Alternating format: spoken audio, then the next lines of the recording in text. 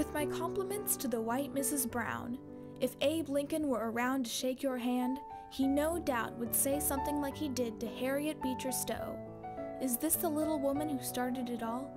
Esther Brown was an ordinary woman with an uncommon idea. She believed that all people should be granted a fair shake in education. Despite the hatred of an all-white community, Brown stood up for her beliefs, influencing events that would bring equal education and opportunities to all. Kansans were often slow to accept the new African Americans as settlers after the Civil War. Jim Crow laws were established to keep communities separate, and large cities were allowed to segregate schools.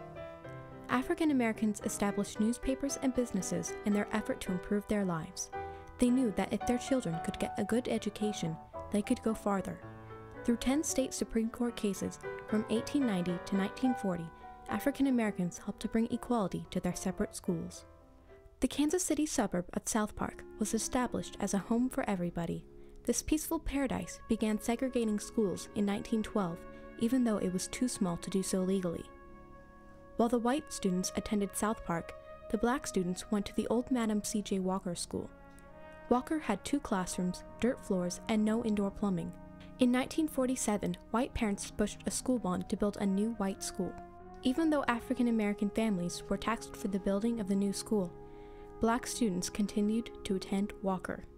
Esther Swerk Brown was living in the suburb just up the street from Walker. This white Jewish woman was born in 1917 in Kansas City, Missouri. She and her husband Paul had recently moved to South Park. Our lady, Mrs. Swan, is the one. She worked with Esther Brown. She worked for her. And she knew what a struggle we were having down here with the school and trying to get into school. She introduced us to her, and that's when things really took off. The sight of the broken-down Walker School shocked Brown. She convinced Swan that the African-American parents should oppose the bond for an addition to the already superior South Park School. Brown joined forces with the black parents demanding improvements to Walker School. One of these parents was Alphonso Webb, an important advocate in the South Park struggle. After black parents had approached school authorities about making improvements to Walker and had been denied, Brown suggested that South Park form a local chapter of the NAACP. With the backing of a national organization, their demands would carry more weight with the school board. The South Park chapter hired attorney William Towers to represent them. Towers met with the school board to demand action be taken to improve Walker School. In response, the board said the black families would have to make their requests later without an attorney. When another meeting was scheduled in response to the black opposition, Brown volunteered to represent the black community instead of Towers. The board promised to build a new black school once the debts from the new white school were paid off, in 30 years. Following this meeting, Brown received phone calls from the board telling her to leave them and their schools alone. The following evening, Brown and her husband were invited to a small meeting by the school board president. Much to their surprise, they were met by an auditorium full of 350 angry whites. The president addressed the crowd, saying, "All of a sudden we seem to have a race problem in South Park. Well, let me tell you that no nigger will get into South Park as long as I live." They hooted and booed at Brown with racial slurs. A woman tried to club her with an umbrella and had to be restrained. I went before the most gruesome bunch of people I'd ever seen in my life. I mean, these were real lynchers by the look of it. Brown recalled that she left that meeting a changed woman, now fully committed to her cause. Faced with the vicious opposition of the white community, the black families of South Park decided to take legal action. In May 1948, the African American residents of South Park appealed to the Johnson County Court. Their requests for significant improvements to Walker were denied by the court, however. After that incident, the residents decided to change their tactics to ask for the full integration of the 2 schools. In September of the 1948 school year, Esther persuaded black parents to boycott the segregated Walker School. This boycott became known as the Walker Walkout. That year, not one student signed up. Throughout the whole process, Esther organized the boycott schools and struggled to keep up funds and morale, despite the threats and anger of the white community. In order to finance the walkout and the impending legal case, a sum of $2,500 had to be raised. Esther began touring Kansas to raise the required amount. She visited churches, fraternities, social clubs, veterans organizations, and NAACP branches, making speeches about her cause and asking for donations. In addition to making donations of hundreds of dollars of her own money, she made personal appeals to friends, businessmen, and organizations in her hometown. Brown started a letter-writing campaign, giving donors information and updates on the case. She organized bake sales, rummage sales, and teas. Because of Brown's constant public relations efforts, the case became widely publicized throughout Kansas. Because Esther Brown wasn't afraid to go anywhere and ask anybody anything or for help or whatever. And that's what really helped us and got us through, was through her work and being there with us and opening doors that we wouldn't have been able to open. In May of 1948, with the help of Brown, Webb, and many others, Alfonso Webb versus South Park School District No. 90 was filed.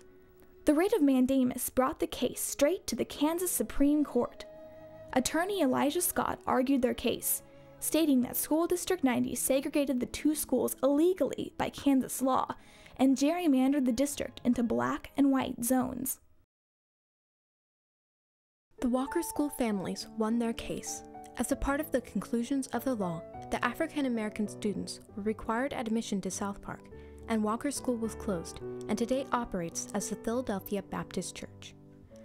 On the first day of school at South Park Elementary, Brown bought each girl a new dress and each boy a new shirt. Esther wanted to continue her civil rights progress.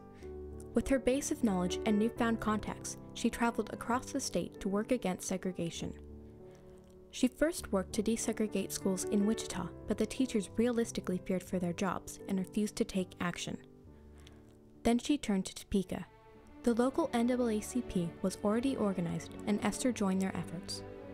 Two of the contacts she made through the organization were Topekans Oliver Brown and McKinley Burnett. Scott and Esther worked with the National NAACP office and encouraged Thurgood Marshall's involvement in Topeka. As Brown's attorneys, Scott and his sons used the knowledge they gained from Webb to help develop a strategy, and Esther helped organize the plaintiffs and witnesses. The famous case involved Oliver's daughter Linda and the students at Monroe School. Brown v. Board eventually made its way to the U.S. Supreme Court, resulting in a decision that began the civil rights movement, forever changing society. One of the kind of persons that we would rely upon and depend upon, because she did a lot of work locally and to keep things going. Esther continued her work in civil rights activism well after Brown. One of her most influential projects was establishing the Panel of American Women. This organized group, diverse by race and religion, worked to change personal attitudes through stories of discrimination. By the 1970s, more than 1,400 members were spreading the message of tolerance at hundreds of meetings, empowering women to take a role in the equal rights movement. Brown ended her campaigns when she died in 1970. The South Park community created a memorial park for her. At the ceremony was the former school board president who had refused to listen to her. And that she believed in the equality of man and that everybody should have the same opportunities,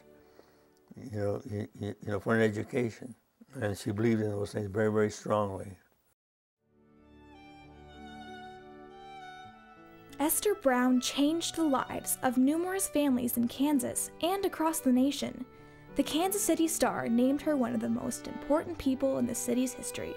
Through her amazing persistence, Esther Brown stood up to racism and intolerance and fought for a fair shake for African American children. Esther believed strongly in the equality of man and the principles our nation was founded upon. As Esther once said, "Until Jim Crow is abolished, the words democracy, freedom, and justice will ring hollow throughout the world."